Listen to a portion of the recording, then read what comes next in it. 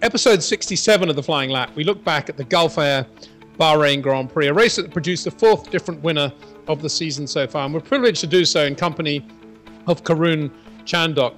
Not only a fast and able racing driver in his own right, and he's talking about his sports car season this year and his time in Formula One already, but also a great observer of current Formula One. We talk about the win for Sebastian Vettel, Red Bull Racing, and that brilliant second and third for Lotus F1.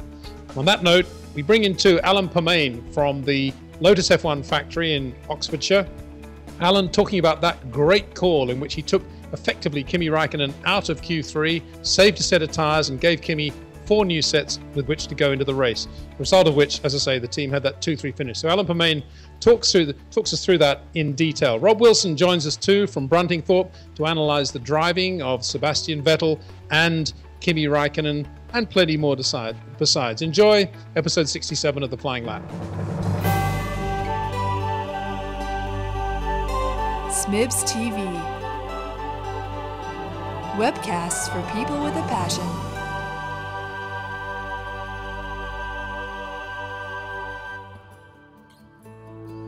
Live connectivity for the Flying Lap is provided by ThinkTel. Switch without interruption to a cost-effective IP-based telephone service at thinktel.net. Hosting for the Flying Lap is brought to you by Webcore Labs. Host your own website at webcorelabs.com. Episode 67 of the Flying Lap, April 25, 2012, Bahrain Grand Prix debrief with Karun Chandhok.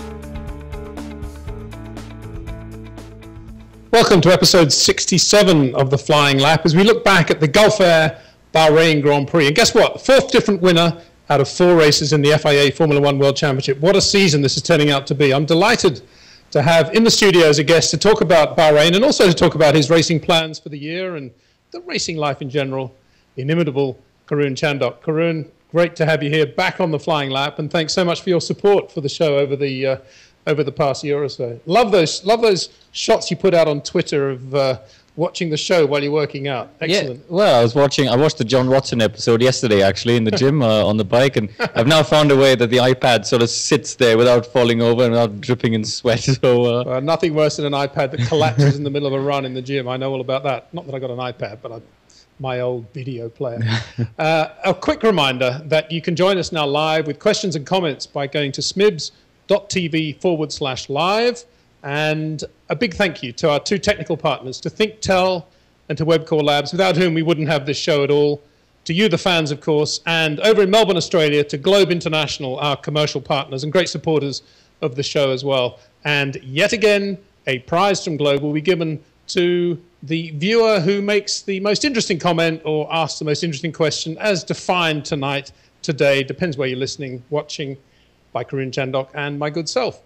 Karun, let's just begin with Bahrain, first of all. I mean, 4 different winners in 4 races. Indeed, one very good question. Is it the rule changes, or is it the teams all sort of working towards a common technical goal now that's producing such close racing, do you think?